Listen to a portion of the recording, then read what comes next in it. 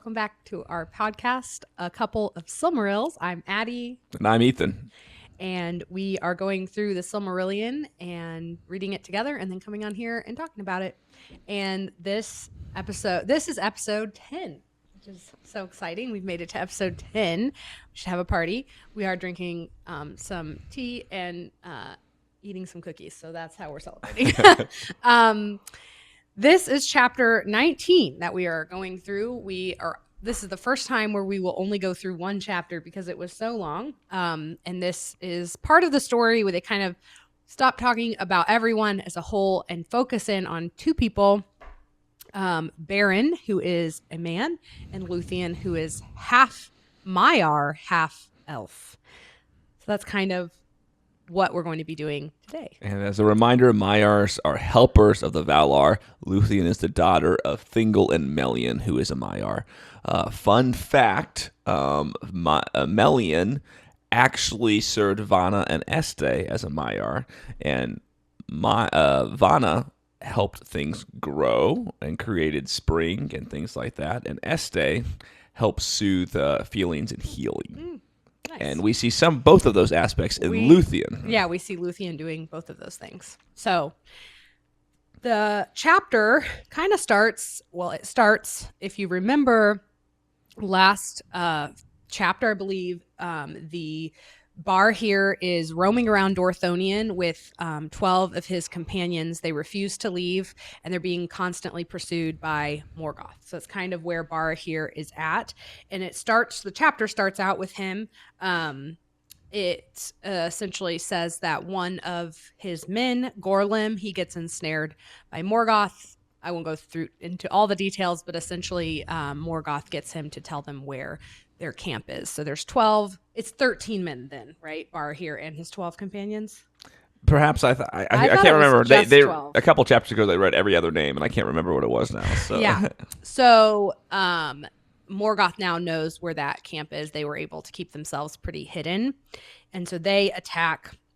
The only person that was not at the camp at the time of the attack was Beren, who the story is about. And Beren gets warned by Gorlim's Wraith. So Gorlim's the one that got ensnared by Morgoth. Wraith is in like his ghost. Yeah, his spirit is what I looked up later. Like Gorlim betrays them, and he feels terrible, and Mandos allows his spirit to return and warn the others that they've been betrayed. So Beren gets warned, but he is too late. So when he returns to camp, everyone is dead. He does bury his father Barahir, and puts like they call it, what do they call it? A cairn? A cairn? Where they I don't know stack if I'm a saying bunch that of right. rocks as kind of a memorial to the person buried there. And he swears vengeance upon the people the orcs that attacked his father. And so he goes out and finds those orcs, actually. He sneaks up on their camp, and as he's sneaking up, the chief orc is holding up the hand of his father with the ring that Finrod Felagund gave Barahir, and kind of showing them his prize that he killed Barahir finally. And Beren is able to attack the orc, grab the hand, and flee. So he doesn't kill all of the orc people, but he is able to get that ring back, and that will prove helpful to him. Yes, and then he starts a one-man outlaw crusade. Yeah, he is the last of the roamers of Dorthonion, and he roams around for 4 years, and there's a price on Beren's head. Morgoth really wants him dead. I mean, Morgoth has wanted all 12 of these companions dead because they have been able to keep killing the orcs and other creatures and keep away from Morgoth. So now it's just Beren. He is able to stay away from Morgoth, but it's getting harder and harder. He's being pursued. And so he decides he needs to get out of Dorthonion, which is finally, I feel like all 12 of them should have gotten out of Dorthonion a long time ago. So he is he's on the Mountains of Terror, I think, and he sees Doriath from far away, and it's kind of like, that's probably where I need to get to.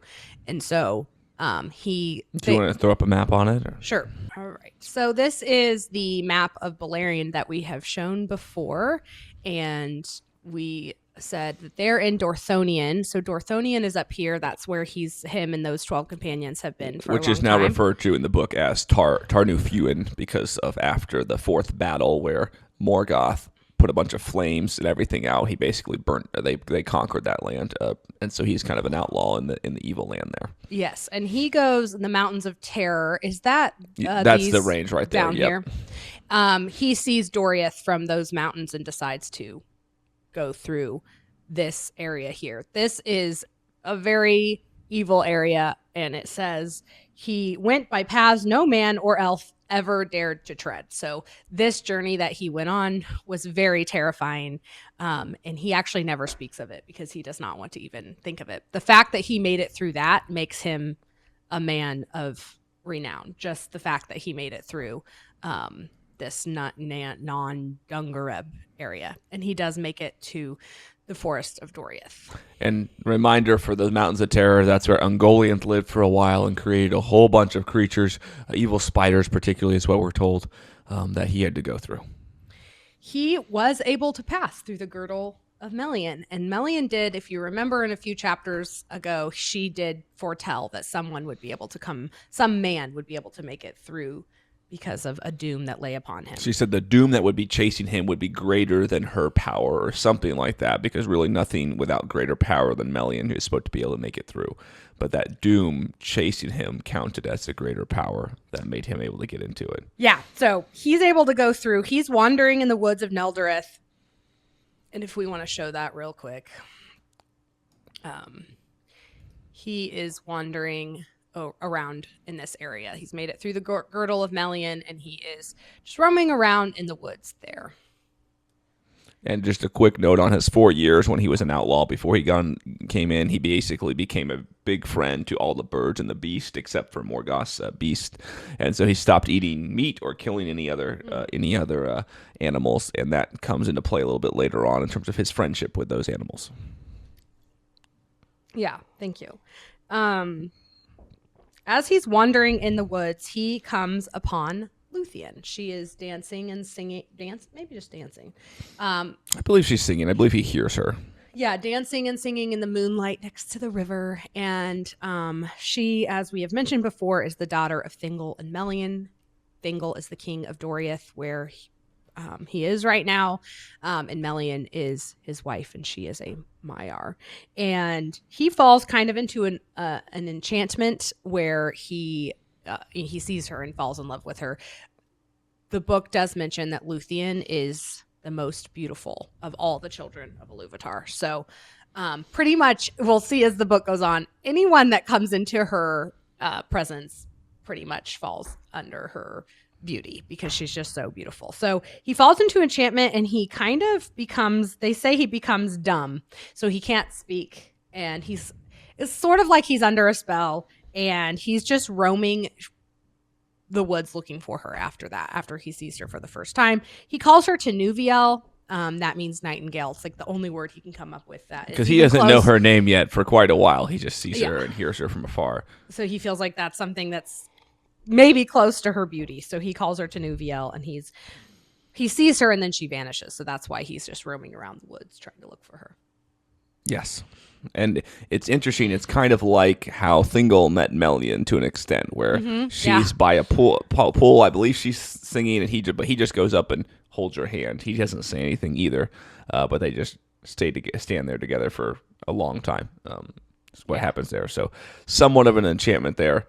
Although in this one, Lúthien is not quite aware of his presence yet, and does not necessarily actively cast a spell on him. Or there's no insinuation that could be happening.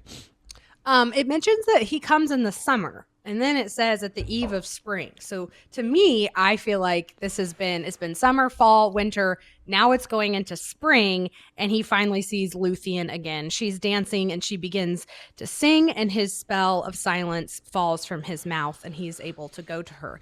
When she sees him, she also falls in love with him. And then she vanishes from his sight. She was smitten kind with of love. Freaked her out, maybe. But she was scared. Yeah. This puts Beren to the ground, and he is swooned and falls asleep. And at this point in the book, they kind of just say at this point, Lúthien's fate is intermingled with Beren. So her immortality and his mortality come together, and she shares in his mortality. He has chains upon him, and she shares in that burden of those chains. I think the chains are mortality, if I understood correctly there. And yeah, it's basically a token saying this is love, and she is going to be with him forever, no matter what, and that's going to cost her quite a bit of what she could have had. Yeah. And she does eventually return to him, and they move around in secret in the woods. She comes and goes, and they visit and talk and sing. And seems like that goes on for quite a while. It says from spring to summer. I thought it said that multiple times too, from several spring to summers. But then it also said it's a short time, so I was a little bit confused there. But yeah, they're sneaking around. Yes. There is a minstrel in Thingol's court, and he has been in love with Lúthien for a long time. I think they said all of his songs are about her. And so I feel like he's like stalking her. He finds out that she's sneaking out to meet with Beren, and he tells Thingol. Thingol, of course, is not happy being a father of the most beautiful woman child of Ilúvatar. So knowing that everyone's smitten by Lúthien, and he's very protective of her. Well, also, a man is not even supposed to be in Doriath. Yes, that is true. So no man has stepped forth in Doriath until now, Beren. So Thingol's very angry. He goes to Lúthien and he expresses his anger. She refuses to tell him anything until he swears to not kill him or imprison him. So he does swear an oath to not do that. And so then Lúthien does bring Beren in front of Thingol.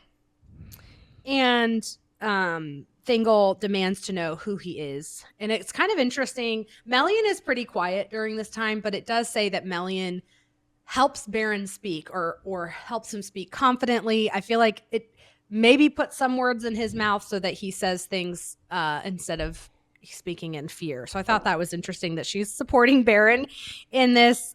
She also knows the future a little bit, and so she kind of knows what Beren is going to be doing later. He tells Thingol that he seeks the hand of Lúthien. Of course, Thingol does not like this and would love it says the whole court became quiet because he just like straight up said, "I want your daughter." And he's like, "I should kill you right now," as Thingol says, "if I had not sworn this oath." Yeah, he regrets the oath that he swore.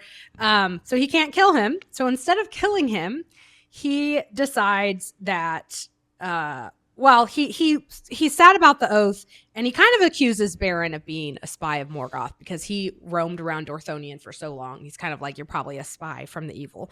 Beren is like, I will not allow you to call me a spy. He shows him the ring of Finrod Felagund that he has from his father, and he's like, we have given so much to protect your people, the elves, and we earned this in protecting them. So it goes on to talk about what that ring looked like. What does that ring look like? It's very interesting. We are just watching the Two Towers, and Wormtongue gives a very elegant description of Aragorn's ring, and it's two serpents, one devouring, one crowning, or something of that nature. And I think that words that it seems like the exact words that Tolkien uses here to describe this ring. So I am about 99.9% sure this is Aragorn's ring, or Aragorn's ring is a copy of this because it is quite clearly the same description here. So that's exciting. Yeah. So they go into the description of the ring, and like Ethan said, we just finished going through Lord of the Rings for like our annual rewatch, and this description is very familiar to us. So we're like, oh my gosh, it's Aragorn's ring. So Aragorn must be a descendant of Barahir, and still that ring remains on someone's finger. So that's really cool. Melian kind of pulls Thingol aside and counsels him to not have so much wrath towards Beren. But he just sees Beren as someone trying to take his daughter away, and he sees him as proud. And so he decides that in order to get Lúthien, he's very clever, has an idea. He has an idea. If you want Lúthien, you have to go and get a Silmaril from the crown of Morgoth. And so that's his, what's the word? proposition. I don't know. It's not even a proposition. His offer, His command, almost. His Oh, I don't even know. Yeah, I'm drawing a blank there, but this is what the requirements for my daughter. And I actually My love Beren's response. He takes the challenge and he says, "For little price do elven kings sell their daughters." So he realizes like she is worth way more than a Silmaril, and he's going to do it. And he leaves. And Melian once again tells Thingol that Thingol has either doomed him or doomed his daughter. He's brought darkness onto Doriath, and of course, Thingol's like, well, I don't think he's going to come back alive, so I think we'll be fine. This makes Lúthien very upset. She's silent, and she does not sing again in Doriath, which is very sad. Her music uplifts the people. It also seems to create spring as well when she's singing. Like it seems like flowers and things grow. They've mentioned, yeah. So, like we said, Beren leaves, and he makes his way all the way to Tower in Farath, the land of Nargothrond. We thought it was very interesting that instead of going north directly to Morgoth, he decides I think it's he needs help. He can't do it alone. I believe so as well. He has the ring of Finrod on his finger, and he's like, I will go to Finrod. He says he's kind of out of ideas. He's like, I've accepted this requirement, and I have no idea how to do this. So he goes to Finrod in Nargothrond. And real quick, one thing that Melian, after she talked to Thingol, it says is that Thingol is now under the curse of Mandos because he now desires a Silmaril as well, and so that's what Melian's like. You're dooming us by if he succeeds and brings us a Silmaril, that is not going to be just joy everlasting. That's going to cause a lot more problems. And the Silmarils are under the oath of Feanor. And Feanor's sons too, so that oath is very deadly. So lots of doom being brought upon Thingol. Beren goes to Nargothrond. It is actually pretty dangerous to just approach Nargothrond. They're pretty suspicious and will pretty much kill anyone that comes up on their road. And I think it's a secret fortress too. Like it's similar to... it's not quite as secret as Gondolin, but they mentioned that Morgoth Spies have heard of Nargothrond. They don't know where it is. So it's not like some huge city that sits out in the middle of nowhere. It is well guarded and protected place. Yeah, and that's why it's protected, because it's pretty hidden. And so Beren knows this, so as he's approaching, he holds up the ring, Finrod's ring, and just says, I am Beren, son of Barahir, friend to Finrod, and that helps the Watchmen listen to him and know that means he is a friend and not a foe, and they do bring him through the hidden gates into Finrod. And so he tells Finrod everything. Finrod, kind of like Melian, sees the how the oath of Feanor is wrapped within this, and how it's going to bring darkness probably upon all of Beleriand. And two sons of Feanor live in Nargothrond, Curufin and Celegorm. And he's kind of like, if you tell them, they're not going to show you any love and mercy because they want the Silmarils for themselves. But he does want to help Beren because he still feels connected to them because of what his father Barahir, how he helped Finrod. And so he feels like he should still help. So in order to do that, he decides to talk to all of the... And Finrod has two oaths here, is what I could surmise is what explains his actions. Because his conversation with Beren is like, we don't want to tell the sons of Feanor, but Finrod is under two oaths. One to Barahir, that he will come and protect his line at any time because they saved him in a battle earlier.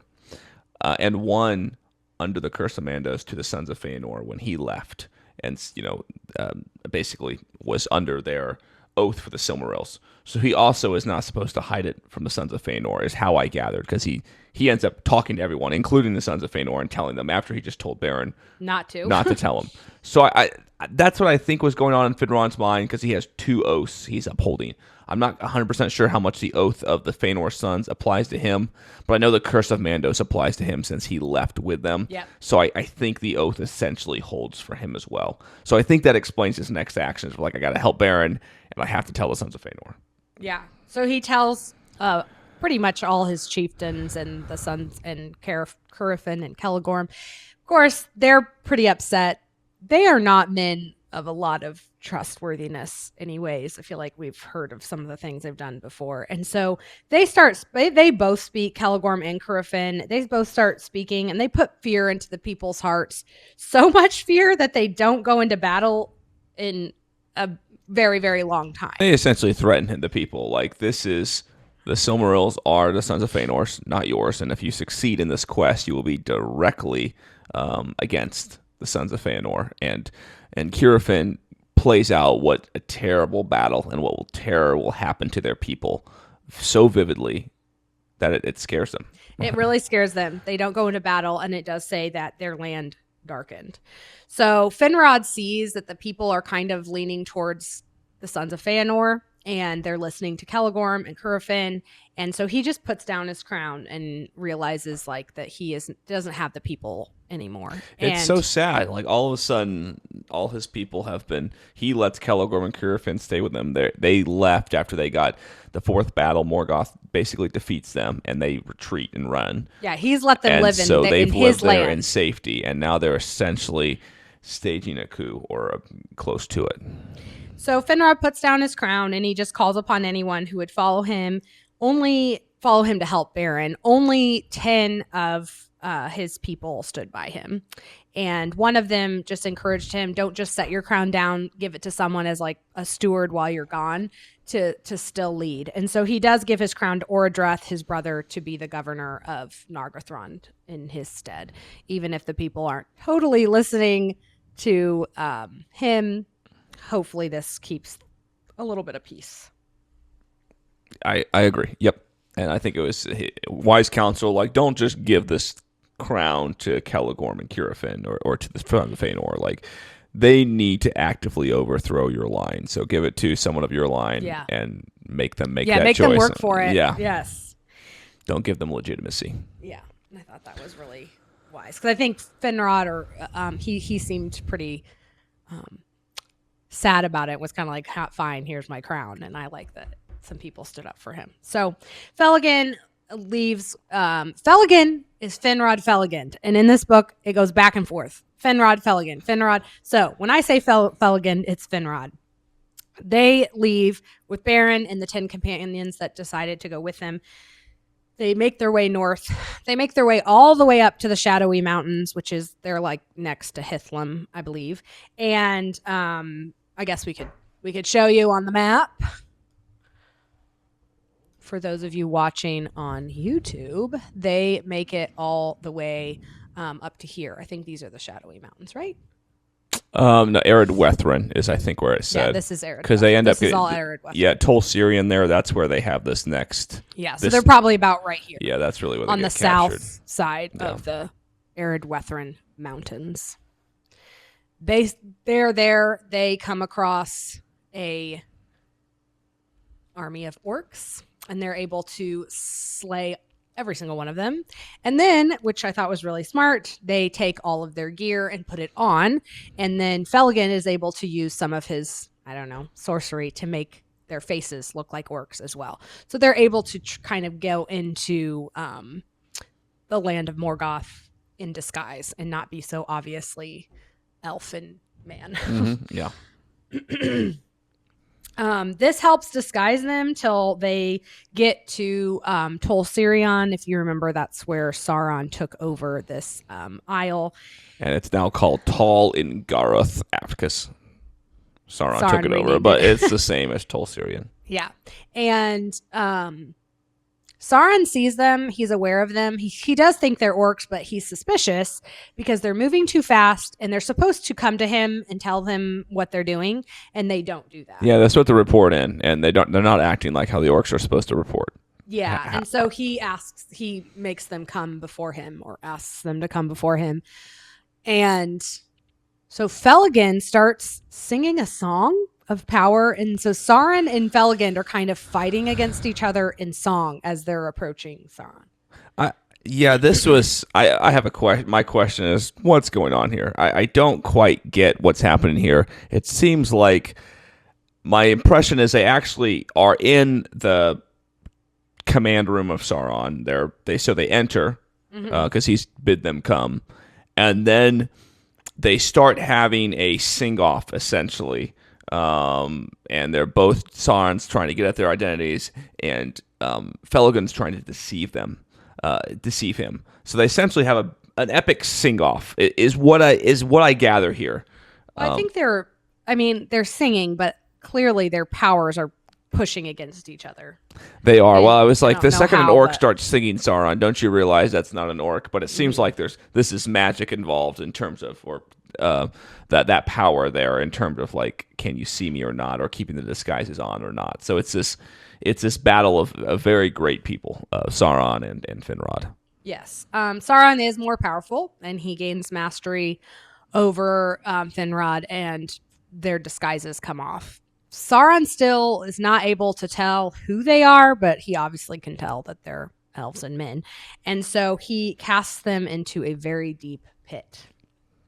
And so that's kind of where they are when Lúthien's heart becomes filled with horror. So it's almost like she kind of knows that something terrible has happened. She goes to Melian, and Melian tells her where Beren is. And so she decides she's gonna go get him and go save him. So she goes to this minstrel that's obsessed with her, which I think is dumb because he's already betrayed her to Thingol one time. Goes to him, asks him to come with her. His name is Dairon. And once again, he goes to the king and says, hey, Lúthien is trying to go save Beren. Thingol gets really mad, of course, and he essentially builds a prison. It's a house where she can have everything she wants and needs, but it houses her, and she's not supposed to be able to escape. But... Yes. But we have the original Rapunzel in this story. This is where Rapunzel came from. She grows her hair out, and she puts an enchantment of deep sleep in it. So anything that it touches, it puts them to sleep. So the guards that are guarding this house where she's not supposed to be able to escape, she lets her hair down. So she doesn't let her hair down to a prince to like climb up. She lets her hair down, and she puts them all.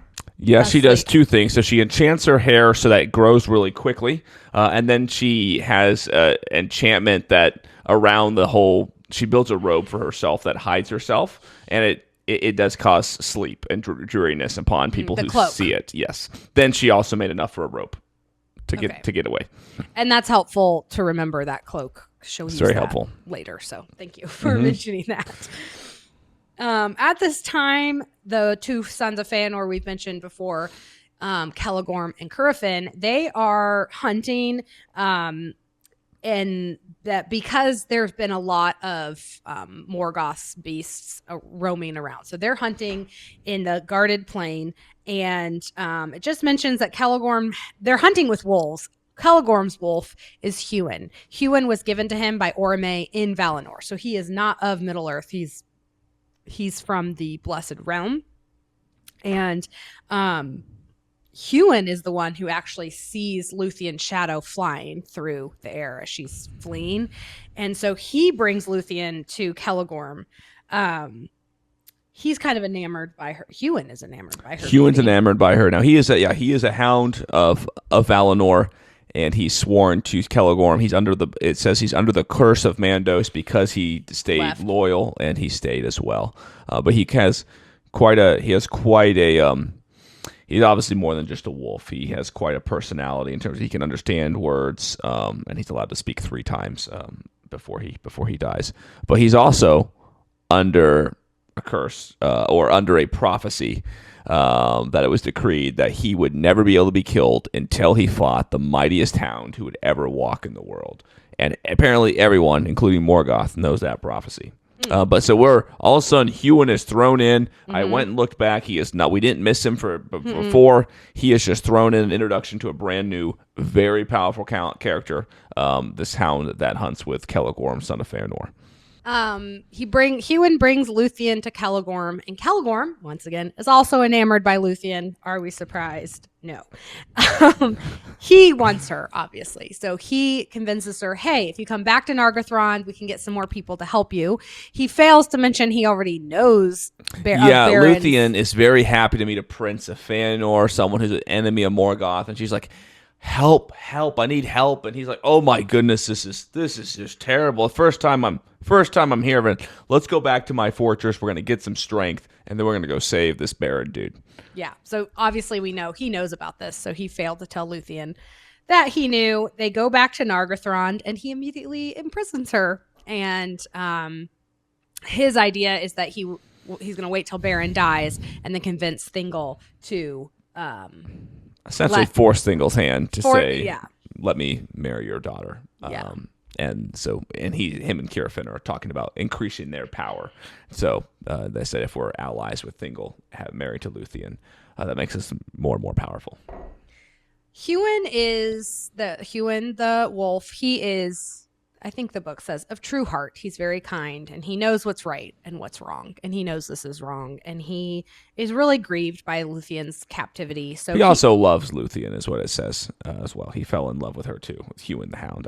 Obviously, he's a hound. I don't think it was a romantic type of love. I think it was just a true of heart love, as Tolkien says. But yeah, he knows this isn't right, and he keeps visiting her. Eventually, he brings her cloak. Remember the cloak that puts people to sleep, and he is able to lead her out of Nargothrond, and they flee. He lets her ride him. It's with a hound of his stature is not seen as very respectful for a human to ride, or elf. I don't know, what is she? An elf and a Maiar? Anyone to ride him, essentially. And so the fact that he let her ride him was really kind of him. And so they flee, and at this point, Beren and Felagund are the only two left in the pit. So remember, there's the two of them and 10 companions. Sauron has been sending wolves to try to get the companions to tell them who they are. None of them give them up, but the wolves are killing each of them. The werewolves, for what it's worth, and they kill them one by one. Sauron does send. He wants to keep Finrod for the end because he's pretty sure he's a Noldor elf, even though he doesn't know for sure. So he sends a werewolf out to kill Beren, and Finrod will have none of this, and he fights the werewolf to the werewolf's death, but also to his death. So Finrod dies, and of course Beren is really mourning him, and he's just distraught. At this point, this is when Lúthien makes it to the Isle. She's on a bridge, and she starts singing a song, and Beren does hear her and answers the song, and this gives her more strength, so then she sings an even greater song, and at this point, Sauron hears her, right? Yep. It says all the werewolves on the Isle start trembling, and Sauron hears her, and he's very happy because he knows who this is, and he thinks he's going to get a great reward if he can bring Lúthien to Morgoth, his boss. So he sends a wolf out. Sauron doesn't know Hewin is with Lúthien at this point, so he sends a wolf out. Hewin silently kills it, and so he's like, well, that didn't work. So he sends out what is called a dread beast. Well, he sends several wolves out one by one, and none of them are happening. None of them are killing him. So then he sends out Draugluin. Draugluin, the dread beast, seems terrible. And Hewin and Draugluin fight for a really long time. Draugluin is just able to escape back to Sauron, and he is about to die, and he says Hewin is out there. So now Sauron knows that Hewin is protecting Lúthien, and so he knows, well, I'm going to have to go out there now. So he takes on the form of a werewolf, and he goes to the bridge. He springs upon Lúthien, but as she's falling, she throws her cloak at him, and it does hit him in the face and put a sense of drowsiness over him, and this is enough to let Hewin spring on him, and they start fighting. So the prophecy is the greatest wolf ever, greatest hound ever, so to kill Hewin. So Draugluin is a great dread beast, which I think is a hound. The whole island is the Isle of Werewolves, is what it's called. So I think he classifies as a hound. Hewin beats him. So Draugluin was not the greatest hound ever. Mm-hmm. So Sauron is like, I know the prophecy is that he has to die by a greyhound. So he's like, let me take on the form of a greyhound, and just then I can kill him. So that's the logic there. Oh, I didn't put that together, so that's interesting. So he's fighting, and then it's not working. So he starts changing to different. He becomes a snake. Sauron does, yeah. Sauron. Huon has him by the neck, and he's changing into a serpent and other things. Yes, yeah. He turns into a monster, and then to his regular form, as Tolkien puts it. And he realizes that he cannot overtake Huon without forsaking his body. Essentially, he's going to have to escape with his spirit and not with a body. And apparently, it seems like, I don't know the mechanics behind this, but based on what Lúthien says to him afterwards, this is like a one-time thing. Like, once you do that, you can never take a body form again. It's quite a demotion. So Sauron really does not want to do this. And so then what does Lúthien offer him? What? So then Lúthien says to him, if you need to yield to me control of the island, all of its enchantments, and we will let you go. Or else we're going to kill your flesh, and you're going to have to go back to Morgoth as a spirit to be ever shunned by him.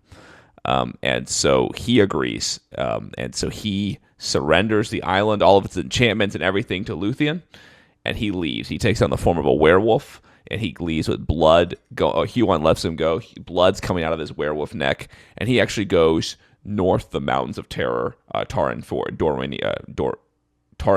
I can't remember what it's called exactly. But essentially, he creates a bunch of horrors there, too. So all of a sudden, you have Ungoliant's beast below, and in there you have Sauron stays there and creates a whole bunch of horror in that area. That area becomes quite terrible. Ugh. But anyway, they beat Sauron, essentially. They make him yield. They would not have the power to kill his spirit, it seems, but they can really kill his body, which is a big blow, apparently, in the spirit world here, or in the evil world there. Yeah. Just showing how powerful both Lúthien and Huon are. It's insane. Sauron yields and he flees, and the spells are released on Tol Sirion, and many captives are being released as well, and they come forward, but Beren does not. They don't know where he is, and so they have to keep looking for him. Essentially, they find him mourning Felagund. He's pretty distraught with his death. And so they bury Finrod on his isle, which is something I had forgotten, that this was Finrod's isle, and that he built that tower on Tol Sirion. So now he dies and it's free. It's free again, and he gets to rest there forever. And Lúthien and Beren are free again, and they start roaming the woods together. And Huon returns back to his master because he is faithful. So he returns back to Celegorm. So Beren and Lúthien are alone. At this point, a lot of the captives that were freed at Tol Sirion, they are of Finrod's people. So they go back to Nargothrond and kind of find it dark, and they're following Sons of Feanor, not the Sons of Finarfin.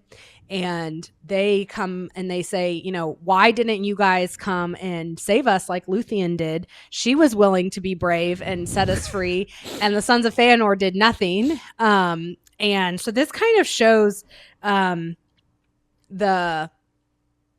kind of say, like, we feel like Celegorm and Curufin were doing this out of for their own benefit, and they didn't care about us. So essentially turning them away from the Sons of Feanor and turning them towards Finrod, but also at this point it's Orodruth that's the leader. It's quite a good stroke of luck they have by Lúthien freeing all these captives. The captives go back and take away the brainwashing of the sons of from the Sons of Feanor, and essentially make it so, as you're probably about to say, they have to leave alone. Nobody follows them after this, and so that's fantastic. Nargothrond is back in the hands of the people of Finarfin and Finrod, Felagund, even though he is no longer alive, and that's a very good thing. A good stroke of luck. Sometimes you don't have that in some of these stories.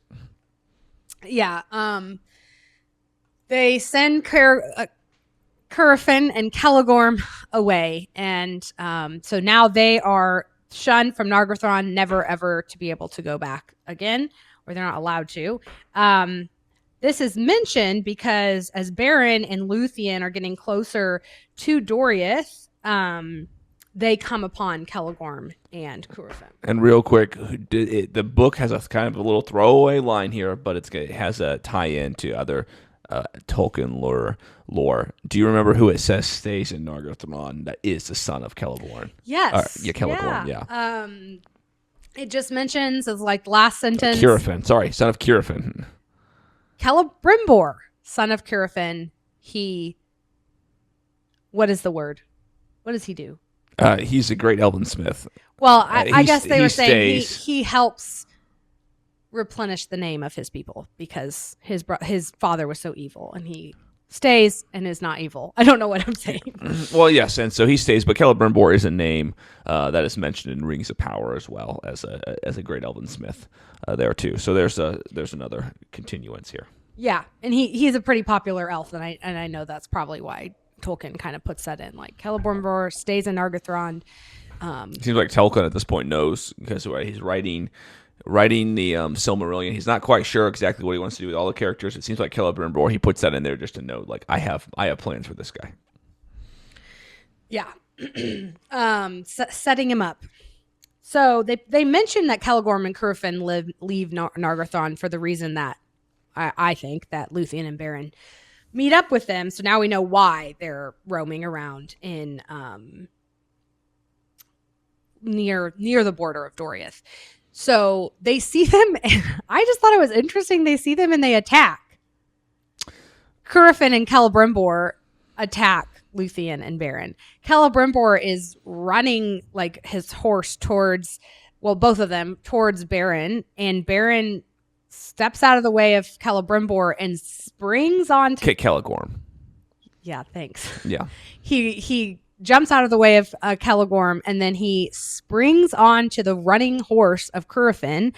So he takes Curufin down with him. And they said that this leap was like renowned among men as the leap of Beren or something like that. So it was pretty amazing that he was able to leap on to a running horse and pull Curufin down. He's fighting Curufin. He's trying to kill him. Lúthien will not let him. Well, at this point, he's trying to kill him, and Celegorm's coming at him with a spear. And that's when Hewin decides to not be faithful to Celegorm, and he stops Celegorm from killing Beren. Lúthien stops Beren from killing Curufin, but Beren takes everything away from him, all his armor and his horse, and essentially is like, you have to walk to your people. Unfortunately, they don't take anything away from Celegorm, and so Celegorm puts Curufin on his horse, and they seem to be riding away. And then what happens? Yeah, they do. They do right away. And then Curufin, I mean, these guys have really had a bad time because they've been kicked out of Nargothrond. They're running away. Nobody's following them, and then all of a sudden they run across Beren and Lúthien, and these are people they are directly responsible for their current plight, and so they are mad and like, what good luck, we ran across these folks. And then Celegorm obviously still wants to capture Lúthien, so in that midst of the battle, Curufin is trying to capture Lúthien too. There, so that's all on their minds. And anyway, they are really in bad sorts, and so they get shown mercy, but Curufin shoots 2 arrows. One of them, Hewin stops with his mouth, and then the other one, Beren takes for Lúthien in his chest there. And that's when Hewin also decides he's no longer going to stay with Celegorm, and he's officially out. He's no longer loyal or faithful to him anymore. Mm-hmm. He won't go back to him. Yeah. And he actually chases them away after that shot. Make sure they go, and they run so scared. Yeah, once you have Hewin against you, it's no good. Lúthien does heal Beren from this arrow that he gets shot with. So he does get healed from that, and they're roaming around for a little bit longer. And at one point, when Lúthien is asleep, Beren decides that he needs to fulfill his oath. And so Lúthien is able to heal Beren with Herb of the Forest, it says. Hewin brings back an herb to heal him. Yeah, so he's saved there. But I think the point of us telling us that is that they have to rest for a while. And so then they're kind of chilling a bit more. And then you mentioned that Beren, then he finds the time to leave. He decides to leave. to fulfill his oath. And so he makes it to where he sees the peaks of Thingordrim, and this is kind of when he's like, oh, I'm going to my doom. And so he starts singing a song of farewell to Lúthien, but I don't think... Thingordrim, those are the mountains and towers behind Angband, the mighty fortress of Morgoth. Yes, and I don't think he's doing this for Lúthien to hear him. I don't think he thinks that she would be able to, but she can. She actually can hear him. And so she hears his song, and Hewin lets her ride him again, and they pursue Beren because she wants to be with him. And she clads both her and Hewin in garments of some evil creatures of Angband. So she's clad in a winged bat, Thuringwethel, and at this point, is Hewin Dragulin? Yeah, he's Dragulin now. Yep. And so they're able to go through the land disguised as these evil creatures that have died, and they're taking on the form of those two, a bat and a wolf. And they go through the land that Sauron has moved to, which is a terrible place now. And so, but they are able to go with those disguises through, and nobody attacks them. All the evil creatures run for them. So they're able to catch up to Beren. Because they take a shortcut is how I interpreted it with these disguises. And it mentions that Hewin is so fast. He is also so fast. That they're able to catch up with Beren. And then Lúthien arrays Beren in the, they call it a hame, but in the likeness of Dragulin, and she is that winged bat, like we said. This helps them. And that's because Hewin decides he cannot go forward anymore, and I don't quite know why. But so I forgot. He delivers Lúthien to Beren, and then he parts ways, and that's when Lúthien decides, okay, now Beren, you're Dragulin, and then Dragluin, and then she stays as the vampire messenger, and Hewin is no longer part of this party anymore. That's why Beren can be covered in that same. Correct. Yeah. Wolf. So this helps them get all the way to the gates of Angband, where they didn't know that this gate is guarded by Carcharoth, the Red Maw. Essentially, he was a werewolf that Morgoth fed of his own. So it looks like he's blood or something. He's of the line of Dragulin and one of his pups. And so Morgoth wanted the pet, and so he fed him. Now, I thought it was Morgoth's own flesh. It looks like he fed him flesh from his own hand, but not his own flesh. But basically, he cares for him, and he imparts a lot of power over the course of this pup's upbringing. And he did this preemptively, knowing he needed to create a greyhound to kill Hewin, actually, is what the book says, knowing the prophecy. So there was a purpose. They did not know that. I mean, they probably assumed the gates were probably guarded somehow, but they did not know. They didn't know of this guard. They didn't know about this guard. As they're approaching, Carcharoth sees them. He is aware that Dragluin is dead, and so he's very suspicious of why Dragluin would be approaching. So he does not allow them to enter.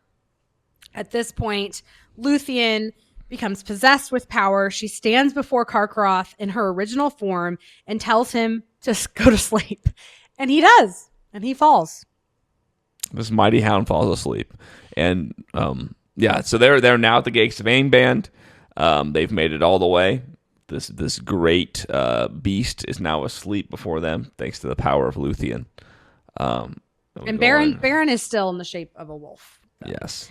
And real quick, one thing I forgot to mention last time when Hewin parted ways, he was able to speak, and one of his last, because Beren still wanted Lúthien to leave, and Hewin just said, "Look, she's with you, whatever you do. So if you want her to leave, you have to leave. Or if you're going for the Silmaril, she's coming with you, and that's just how it is. She's now bound to you."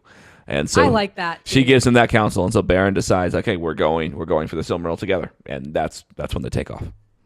So, but now, sorry, they're in front of the gates of Angband, and they're going in. Yeah, they're able to go through the gate after they put Lúthien puts Carcharoth to sleep, and they make it all the way to the seat of Morgoth. So Morgoth sitting there with, it seems like, a bunch of evil creatures all around him, and Beren is still in a wolf's form, but Morgoth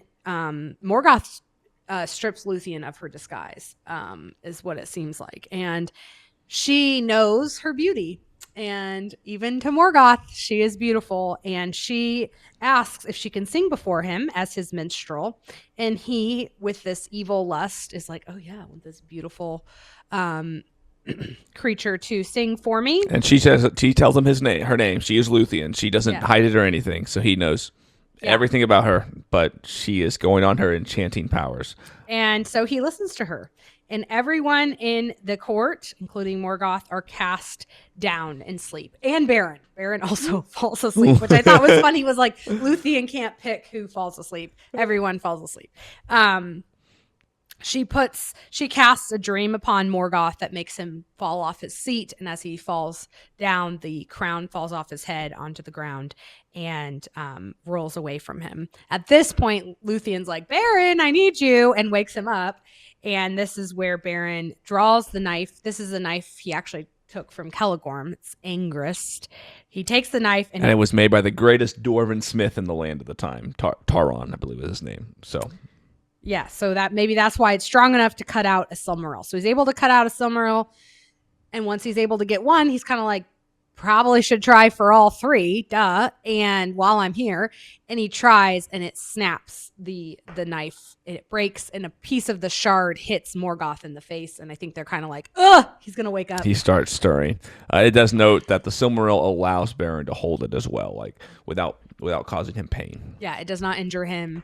And so he is holding a Silmaril, and Beren and Lúthien flee. They have no disguise. They make it all the way to the gate without being pursued.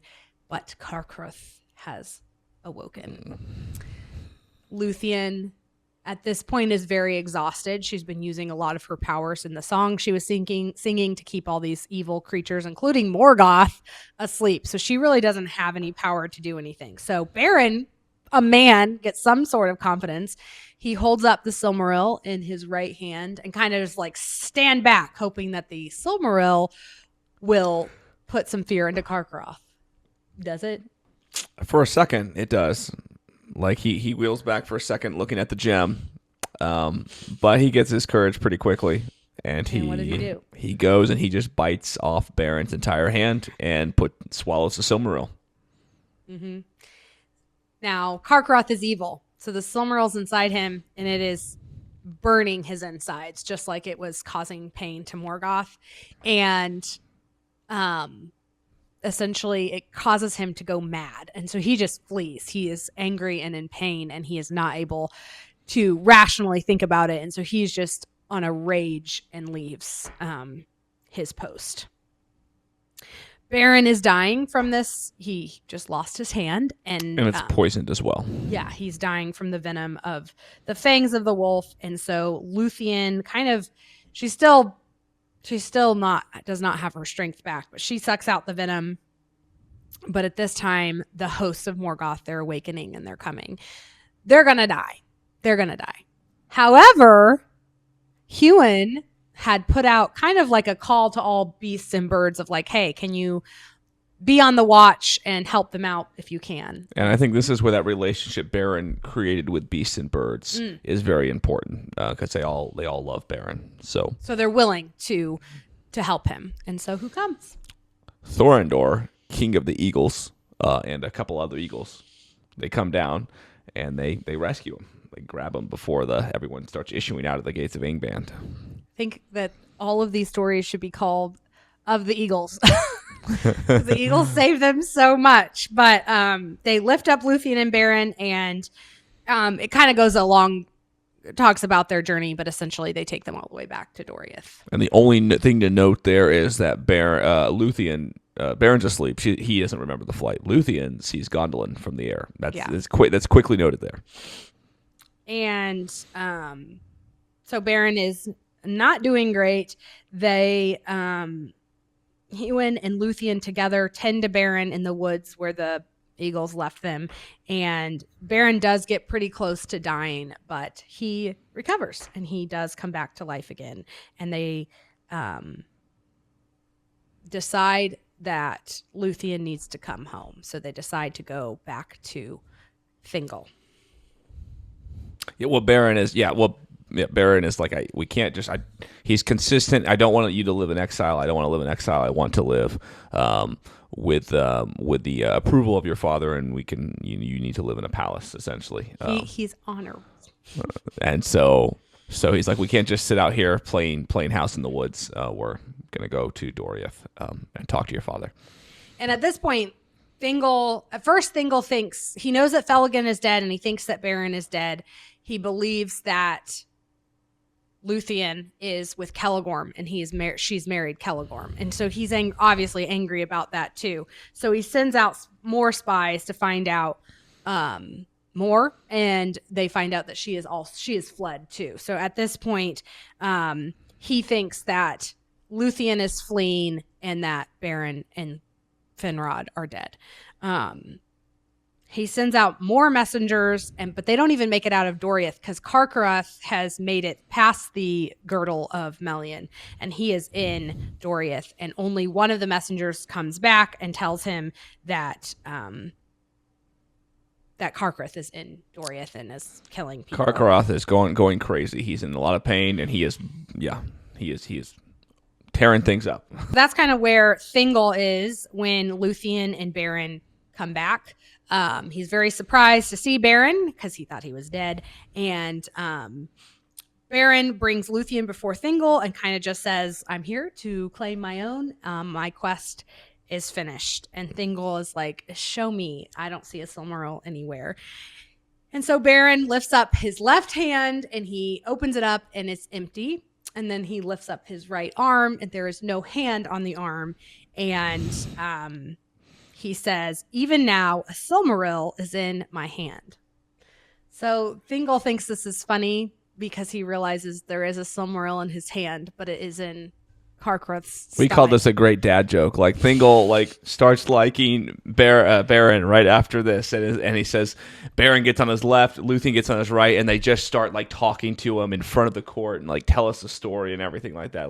The mood changes completely. And another thing to note is things in Doriath have not been great since Lúthien left. Things are kind of dreary. Now you have Carcharoth, and so when Lúthien and Beren came, there's a lot of people. This was some hope, and a lot of people followed them into the Hall of Mandos. It says so. This is quite a mood change on Beren. Yeah, so it said Thingol's mood softened, and Thingol sees that Beren is unlike any mortal man. I think he's like, oh, he is essentially worthy of Lúthien. So he yields and he gives Lúthien to Beren. So that's a little bit of happy, like Ethan's saying, in the darkness of Doriath right now.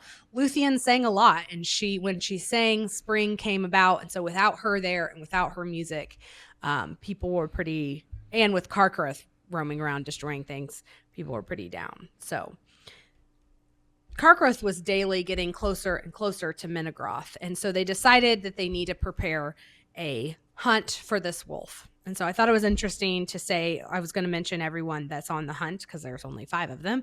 So Huan the Hound, obviously, the Hound of Valinor, he's part of it.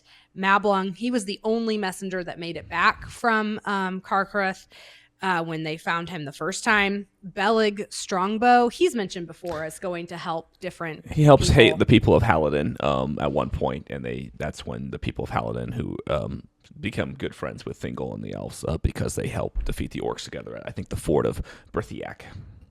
Good memory. Don't remember that. Beren, obviously, they called him Beren or Kamion because that means of one hand or one-handed. And then Thingol. So we have the wolf, we have the messenger, we have the strongbow, we have Beren and Thingol. But this is it. This is the hunting party. This is all the main characters right here. Yeah, the hunting party goes forth, the 5 of them. They do find Carcharoth. He is drinking out of the river as Galdwin, and he sees them as they're approaching, and so he hides. And they decide to kind of just wait it out, and hopefully he'll come out or something. As they're doing that, they realize that Huan left their side, and he goes to try to get Carcharoth.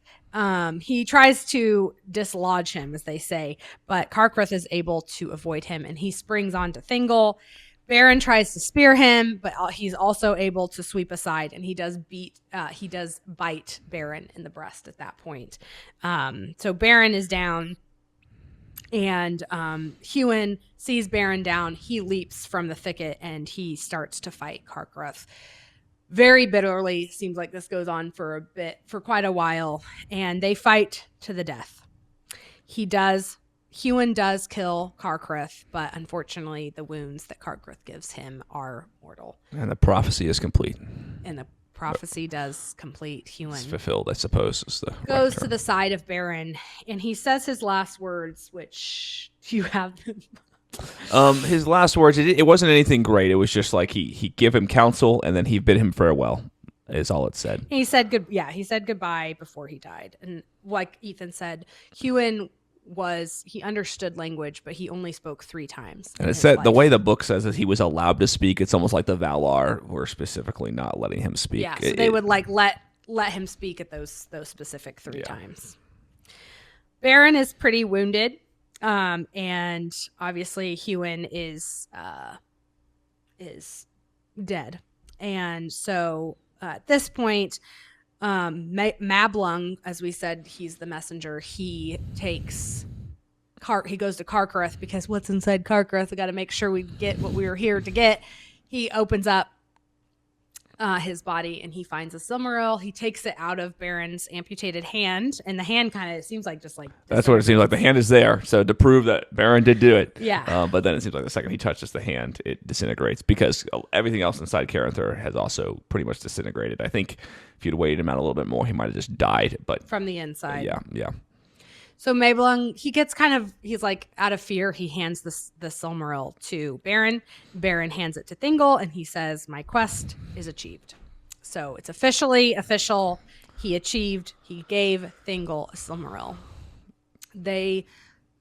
I think they lift up Beren, probably put him on something that is like a stretcher, Beren and Hewin, and they bring them both back to Doriath. And Lúthien meets Beren in the woods, and she sees that Beren is dying, and she just begs him to wait for her at the Western Sea. So essentially, which is the Halls of Mandos. And so that means essentially his spirit has left and he has died, and it says his spirit tarries in the Halls of Mandos. So essentially he's waiting for her. Lúthien's spirit then leaves her, and she goes to the Halls of Mandos. Which I interpreted as she died. Yeah, I believe if you think of her body is just laying in the grass dead. It was a very colorful way to say she died. It went to Mandos' halls as well. She sings before him, and Mandos.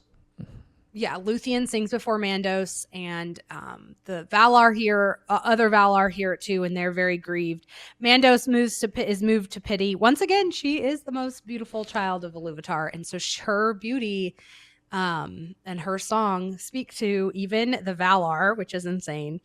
And he does summon Beren, and they meet at the Western Sea, but he's not able to take away death from Beren because he's a man, and that's the gift given to man. And so he's not sure what to do. So he goes to Manwë. Mandos goes to Manwë and seeks counsel. And Manwë gives Lúthien 2 choices. She can be released from all pain and grief, go to the Valimar, dwell along the Valar, but Beren cannot come with her. Or she can return to Middle-earth, take Beren with her. But she is now going to be mortal and subject to a second death. And what does she choose? She chooses a mortal life. She does. And so that's kind of how the story ends, is that Lúthien and Beren are able to go back to Middle-earth, and live out their days there. And we'll find out what that looks like as we read the rest of the book. Yeah, one of the things they talked about the songs of Lúthien, because obviously she's able to enchant and mesmerize many powerful beings. Is that and she was with Mandos' halls. A lot of the Valar also heard her songs. It seems like, and what her themes of being able to weave, because most of the Valar don't know anything about men, or they haven't interacted with them. Her themes of being able to weave together the Eldar and mankind, and their friendship just speaks to their thoughts, the Valar's thoughts of Iluvatar and what he desired. And so these are new thoughts or new themes that seem to go deep into their creation story of these two kindreds. And so it moves them so much on top of already her beauty and her charm and her power. But the themes that she chooses to sing on seem to really inspire them to give Beren a second life, essentially. Yeah, I had a thought. I had a question. The Valar say that they'll remove pain and grief from Lúthien. So, do you think she would have been happier just choosing to stay with the Valar because she wouldn't have grieved Beren, or would it seem well, or would she be happier with Beren and Middle-earth? I think this was exactly so. One of the things they say in the book that her choice that joined the two kindreds is a forerunner of many that happened in Tolkien's universe. Obviously, probably the most famous one is Arwen, where she chooses immortal life, and she's essentially given the exact same choice to an extent. They're not both dead, but she could go to Valinor and live forever there. The thing about Lúthien is they weren't really welcoming any more new people over to Valinor. So this was a choice that was new to her that she did not have. But like Arwen eventually is like tells Elrond, I think Aragorn was probably going to live another 150 years or something like that, and it seemed like going to live forever or maybe slowly decay.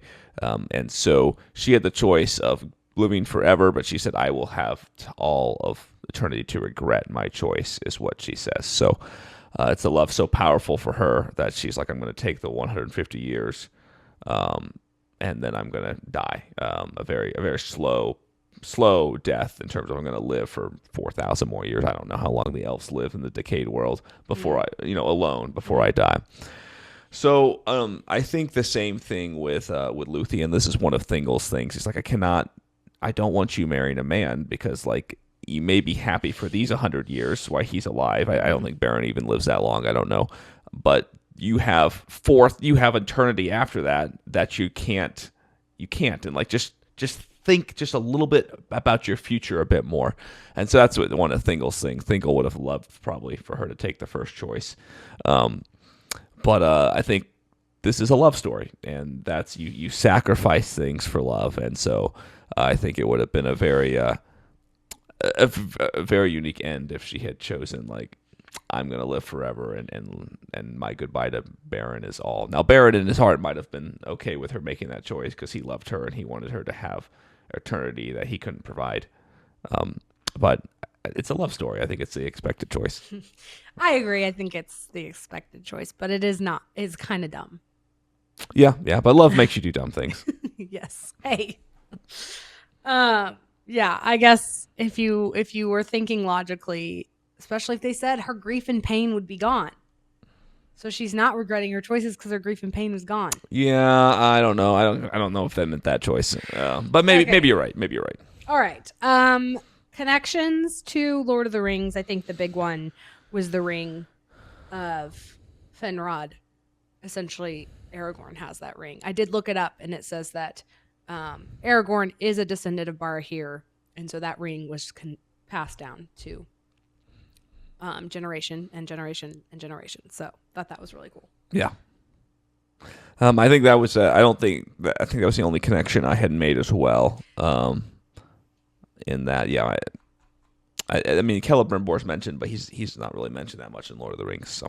Yeah, but he's someone's descendant.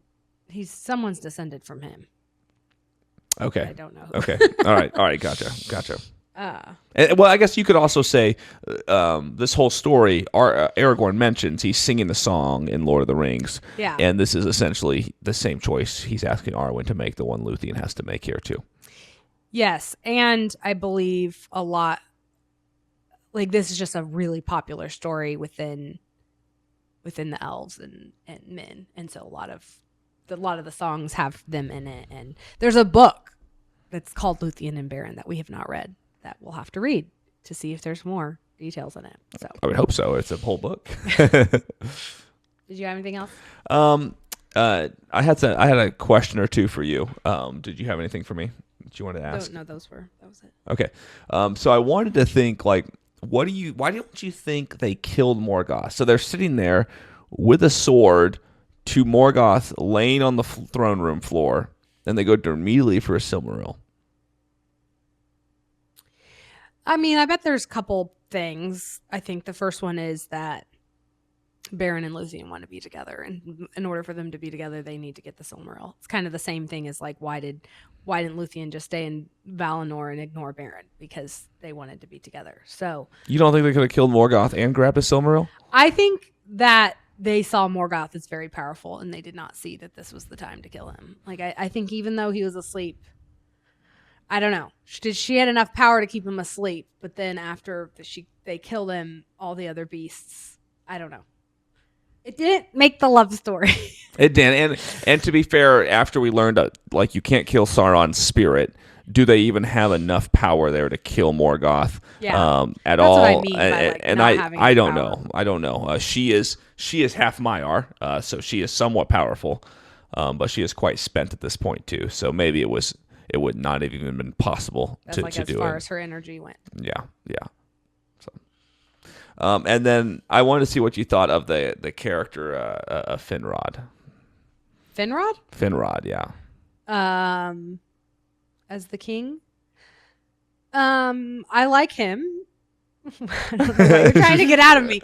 Finrod, he as a leader, I feel like he kind of realizes when his people turn on him, and I like that he knew that he had an oath with Barahir, so he had to help Beren, and he risked his life for Beren.